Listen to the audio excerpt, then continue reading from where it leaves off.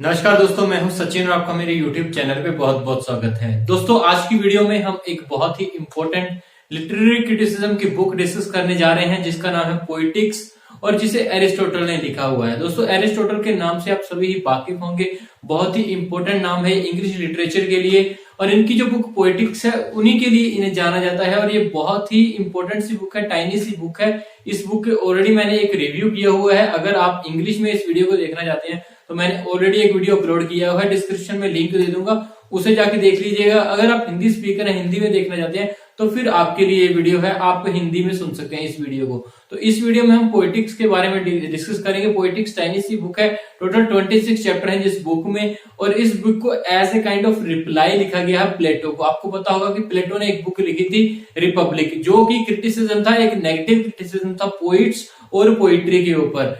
प्लेटो ने अपनी idea Republic में से पोइट्स को बैन कर दिया था, बैनिश कर दिया था। वो क्यों किया था, उसने कुछ ग्राउंड्स दिए थे उस चीज के लिए। इसके ऊपर भी मैंने ऑलरेडी एक वीडियो बनाई हुई है, डिस्क्रिप्शन में लिंक दे दूंगा, उसे भी आप जाकर देख सकते हैं ताकि आपको ये बुक समझने में थोड़ी सी आसानी हो जाएगी। तो जो प्लेटो ने बैनिश किया था पोइट्स को, जो उसने कारण दिए थे पोइट्स को बैनिश करने के लिए, एरिस्टोटल जो प्लेटो का ही स्टूडेंट था उसको वो चीजें कहीं ना कहीं अच्छी नहीं लगी थी। और एरिस्टोटल एक ज्यादा इंटेलेक्चुअल मैन था प्लेटो से, और उसी ने इन सारे जो कारण प्लेटो ने दिए थे उनको खारिज कर दिया था और उसने बोला था कि पोइट्स जो है, पोइट्स को हम बैन नहीं कर सकते, पोइट्स एक अहम हिस्सा है हमारी सोसाइटी का। तो इसी बुक के ऊपर इसी बुक को एनालाइज करेंगे, समराइज करेंगे इस पूरी वीडियो में। तो वीडियो को पूरा देखिएगा, अच्छी लगती है तो फिर लाइक शेयर और कमेंट जरूर कीजिएगा, चैनल को सब्सक्राइब कर दीजिएगा, क्योंकि इसी तरह की अपडेट्स, इसी तरह की इंग्लिश लिटरेचर से रिलेटेड वीडियोस आपको हमारे चैनल पे रेगुलर बेसिस पे मिलती रहती है। तो चलिए दोस्तों, समय वेस्ट करते हुए सीधा वीडियो की शुरुआत करते हैं। तो दोस्तों, अगर पोएटिक्स की इंट्रोडक्शन की बात करें तो पोएटिक्स को एरिस्टोटल ने लिखा था 375 बीसीई में, और एक बहुत ही टाइनी सी बुक थी ये, लिटरेरी क्रिटिसिज्म के ऊपर बेस्ड थी ये बुक। इस बुक के टोटल 26 चैप्टर्स हैं जिनको प्लेटो ने अलग अलग डिवाइड किया गया है और अलग अलग तरीके में, अलग अलग चैप्टर में अलग अलग चीज की उसने बात की हुई है। अगर फर्स्ट टू 5 चैप्टर की बात करें तो उसमें उसने एपिक पोइट्री की बात की है। एपिक पोइट्री से अलग अलग डिफरेंट टाइप्स ऑफ पोइट्री की उसने डिस्कस किया हुआ है फर्स्ट 5 चैप्टर्स में। और चैप्टर 6 to 19 तक उसने टोटल ट्रेजेडी पे बात की हुई है। ट्रेजेडी के जो उसने 6 जो मेन पार्ट है उनके ऊपर बात की हुई है और पूरी तरह से ट्रेजेडी के ऊपर ही फोकस किया है उन्होंने चैप्टर 6 से लेके 19 तक। और उसके बाद चैप्टर 20 से लेके 22 तक उसने बात की है पोएटिक डिक्शन के ऊपर।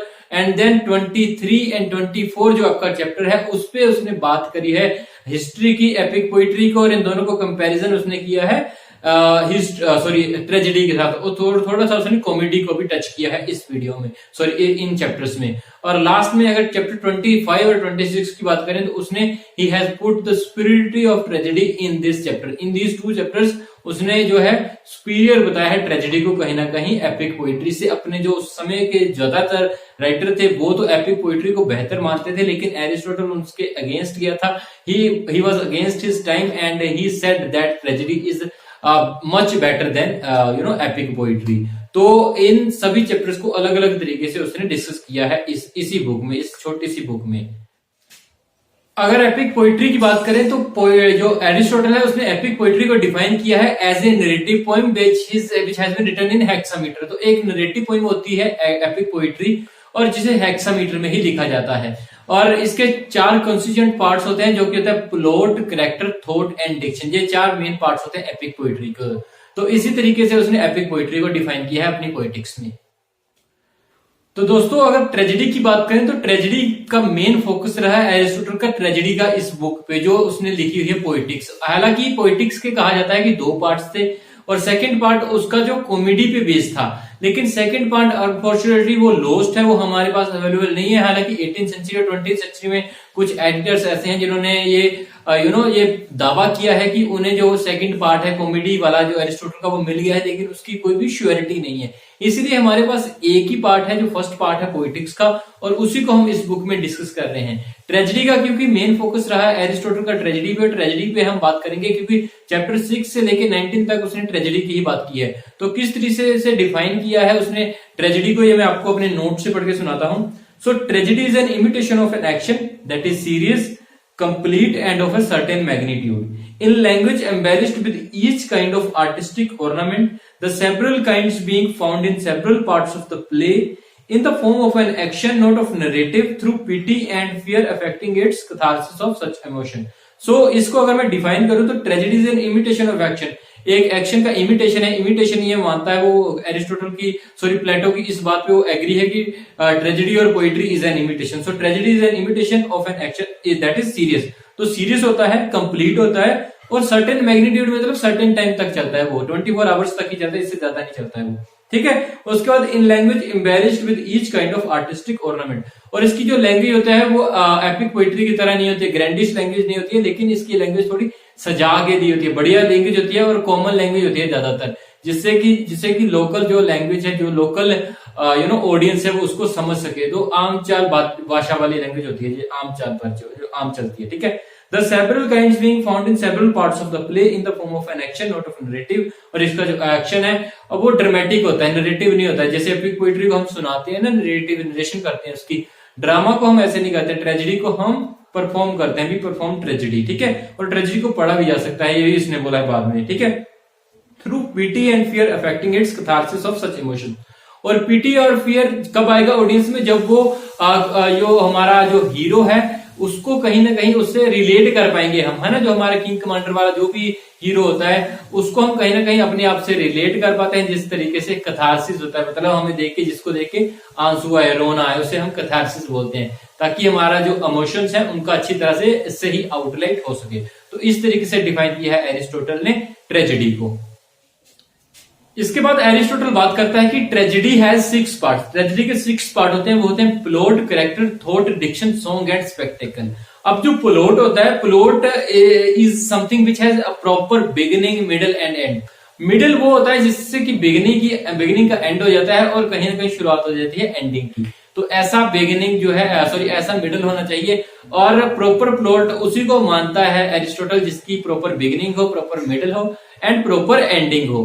Aristotle also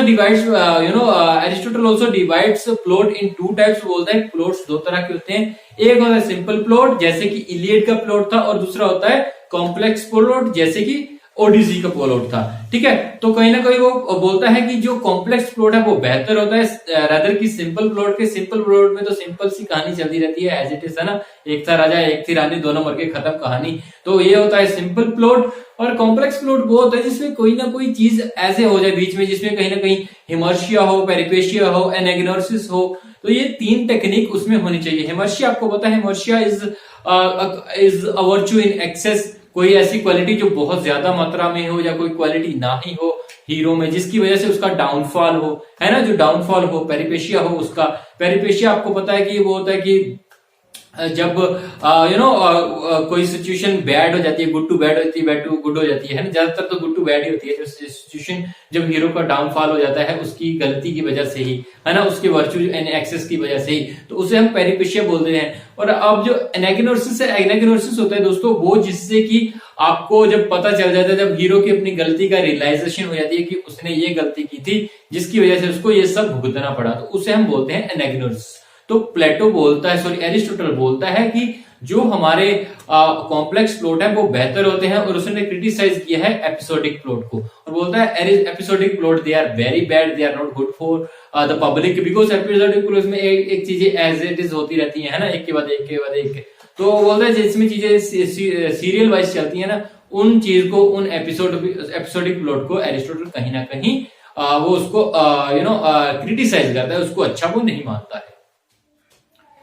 इसके बाद एरिस्टोटल बात करता है कैरेक्टर की। देखिए कैरेक्टर वो बोलता है character should be life like मतलब वो स्टेज पे देखना चाहिए कि वाकई कैरेक्टर वो लगना चाहिए। और character should have the role of a king और कमांडर या किंग ऐसे रोल नहीं, प्रिंस वगैरह रोल होने चाहिए, जैसे कि हेमलेट है या शेक्सपियर के जितने भी हीरो थे वो बेस्ड थे एरिस्टोटल के कंसेप्ट ऑफ द हीरो पे। तो वो बोलता है कैरेक्टर एक तो लाइफ होना चाहिए, एक वो किंग कमांडर वाला रोल होना चाहिए, उसका मतलब सिंपल मैन हीरो नहीं होना चाहिए जैसे कि क्रिस्टोफर मार्लो के थे, तो वो वैसे हीरो नहीं होने चाहिए। Character should be life and it should be king और कमांडर और प्रिंस और समथिंग लाइक दैट, है ना। तो वैसा होना चाहिए कैरेक्टर। और दूसरा बात है वो character should match on the stage, मतलब अगर आपने किसी को किंग बनाया है तो वो किंग लगना भी चाहिए। ऐसा नहीं है कि छोटे से बंदे को आपने राजा बना दिया, है ना, तो या फिर किसी बड़े दोगले पलटे इंसान को राजा बना दिया। तो वो बोलता है राजा वो जो इंसान आप बना रहे हो उसको वो स्टेज पे वो एक्टर राजा एक्चुअल में लगना भी चाहिए, या अगर कोई बैगर है तो वो बैगर दिखना भी चाहिए। तो जो करेक्टर है वो it should be life like and it should match his character, तो उसका करेक्टर भी मैच होना चाहिए उसके साथ। इसके बाद एरिस्टोटल बात करता है थॉट की। देखिए थॉट वो होता है जब thought thought is the faculty of saying what is pertinent and what is good for the situation, मतलब सिचुएशन के अकॉर्डिंग कौन सा डायलॉग किस तरीके से बोलना है, किस तरीके से बोलना है, या किस लय में बोलना है, किस लैंग्वेज में बोलना है, उसको हम बोलते हैं थॉट। तो इस तरीके से डिफाइन किया है एरिस्टोटल ने थॉट को। तो दोस्तों अगर बात डिक्शन की करें तो diction is the expression of meaning in words, जो शब्दों का मतलब क्या है उस तरीके से हम डिक्शन को प्रेजेंट करते हैं, ठीक है। So diction is the expression of meaning in words.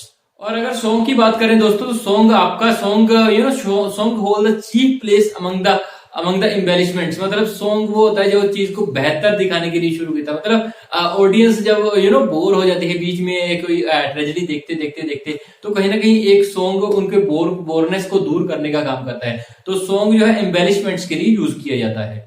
और दोस्तों अगर बात हम स्पेक्टेकल की करें तो स्पेक्टेकल आपको पता है spectacle has an emotional attraction of its on, मतलब अपने ही तरह की एक इमोशनल अट्रैक्शन होती है स्पेक्टेकल की। तो स्पेक्टेकल भी बड़ा ही जरूरी पार्ट है ट्रेजेडी के लिए। तो ये जो 6 पार्ट्स हैं जिनको एरिस्टोटल ने बताया है ये बहुत ही जरूरी है एक ट्रेजेडी को कंप्लीट करने के लिए। तो दोस्तों इसके बाद एरिस्टोटल ने कंपेयर किया है हिस्ट्री एपिक पोइट्री को ट्रेजेडी के साथ। तो सबसे पहले उसका मानना था कि हिस्ट्री ट्रेजेडी और poetry is more philosophical than history. ऐसा उसने क्यों कहा था? देखिए दोस्तों जो हिस्ट्री होती है वो फैक्ट्स को एज इट इज लिखती है, वेदर दे आर गुड और बैड, ठीक है। तो वो फैक्ट्स को एज इट इज लिखती है। लेकिन poetry shows above than reality, है ना। पोइट्री चीजों को थोड़ा बेहतर दिखाती है। अगर कोई इंसान अच्छा है तो पोइट्री उसको बहुत अच्छा करके दिखाएगी। अगर फूल आपको पता है फूल नॉर्मल अच्छा ही होता है, लेकिन पोइट उस फूल को इस तरीके से दर्शाते हैं कि वो उसको बहुत बेहतर बना देते हैं लोगों की नजरों में। तो कहीं ना कहीं वो बोलता है कि पोइट्री चीजों को बेहतर दिखाती है। अब इसको प्रूव करने के लिए वो एक एग्जांपल देता है, वो एग्जांपल देता है मैकबेथ की। आपको पता होता मैकबेथ की जो स्टोरी है वो शेक्सपियर ने ली थी रफाल होलिनशेड्स के क्रॉनिकल में से। और उसमें ये था कि डंकन एक बड़ा ही सिंपल सा सिंपल सा किंग था, कोई ज्यादा होशियार किंग नहीं था वो। और उसके जो राज में अक्सर सिविल वॉर्स होती रहती थी। लेकिन जो मैकबेथ था, मैकबेथ ने किंग को मारा था, डंकन को खत्म किया था और उसके बाद 10 सालों तक बड़े अच्छे से रूल किया था। लेकिन अगर हम इस चीज को पर्दे पे शो करेंगे, अगर हम स्टेज पे इस चीज को शो करेंगे तो ये सोसाइटी को अच्छा मैसेज नहीं देगा। इसीलिए शेक्सपियर ने उसको चेंज कर दिया था। उसने डंकन को एक इनोसेंट राजा बना दिया था।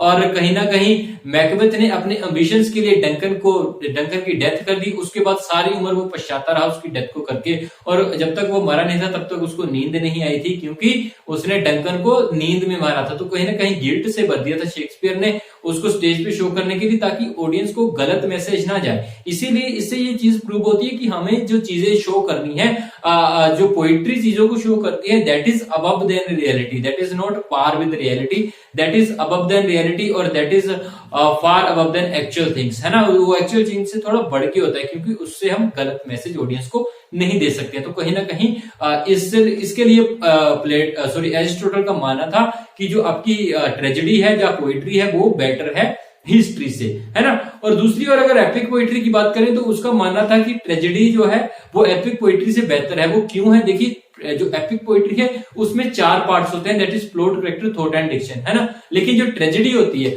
उसमें 6 पार्ट्स होते हैं, वो होते हैं plot, character, thought, diction, song and spectacle. तो एरिस्टोटल का मानना था कि जो ट्रेजेडी है उसमें सारे पार्ट मिलते हैं एपिक पोइट्री के, लेकिन on the other hand epic poetry में वो सारे पार्ट नहीं दिखाई देते हैं आपको जो ट्रेजेडी में है।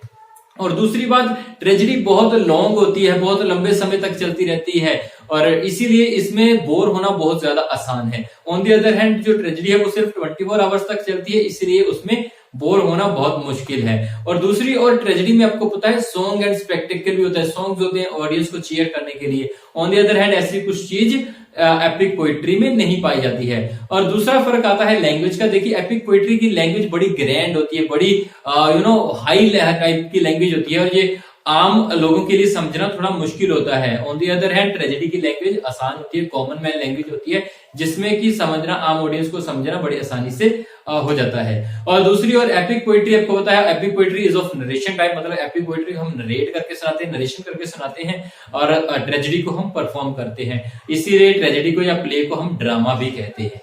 तो इसीलिए वो बोलता है कि जो आपकी ट्रेजेडी है that is much better than much better than epic poetry and history as well. ठीक है, एपिक पोइट्री तो उस टाइम पे बहुत ज्यादा हिट थी एपिक पोइट्री जब एरिस्टोटल ने बात कही थी, क्योंकि उस टाइम पे जितने भी राइटर थे वो होमर वगैरह जो थे वो एपिक पोइट्री ही लिखते थे और वो उसी के लिए मशहूर थे।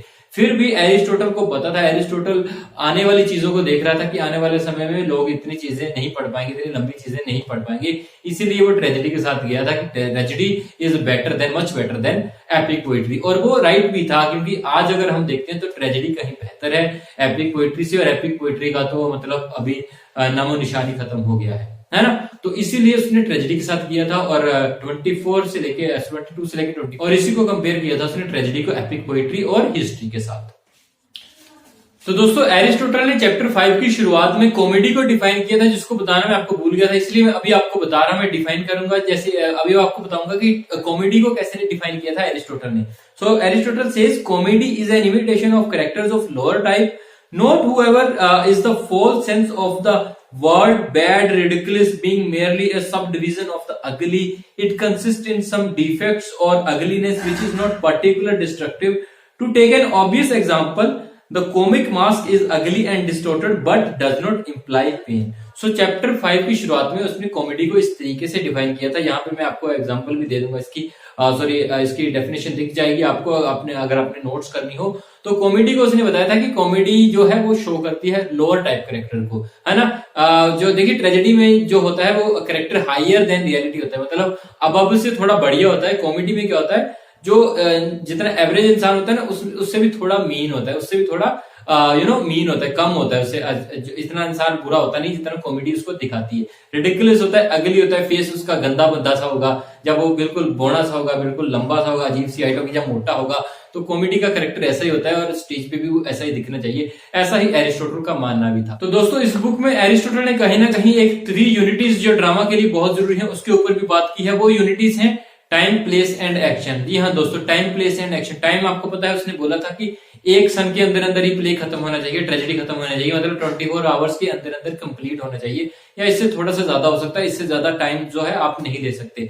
एक्शन की बात करें तो एक्शन कंप्लीट होना चाहिए, कोहेरेंट होना चाहिए, और एक्शन जो है वो इसमें ज्यादा शिफ्टिंग ऑफ सीन नहीं होना चाहिए, मतलब शिफ्टिंग ऑफ सीन वहीं पे रहना चाहिए। जैसे कि एपिक में होता है ना, सीन कहीं पे 2 सीन एक टाइम पे चले रहते हैं, एक सीन इधर चला हुआ है, दूसरी सीन उधर चला हुआ है, ऐसा ट्रेजेडी में नहीं हो सकता है। तो इसीलिए उसने बोला था कि एक्शन कंप्लीट होना चाहिए, कोहेरेंट होना चाहिए, लेकिन शिफ्टिंग ऑफ सीन ज्यादा नहीं होना चाहिए। अगर यूनिटी ऑफ प्लेस की बात करें तो प्लेस को एरिस्टोटल ने डिफाइन नहीं किया था, उसने जस्ट मेंशन किया था कि प्लेस को। तो प्लेस मैंने ऑलरेडी आपको बता दिया कि प्लेस में आप शिफ्टिंग ज्यादा नहीं कर सकते, मतलब नॉर्मल शिफ्टिंग तो हो सकती है, लेकिन अगर आप बोलें कि 2 एक्शन एक टाइम पे परफॉर्म कर रहे हैं ट्रेजेडी पे, स्टेज पे, तो वो कहीं ना कहीं पॉसिबल नहीं है ट्रेजेडी में करने के लिए। ठीक है दोस्तों, तो इसी तरीके से एरिस्टोटल ने डिफाइन किया था टाइम, प्लेस एंड एक्शन को।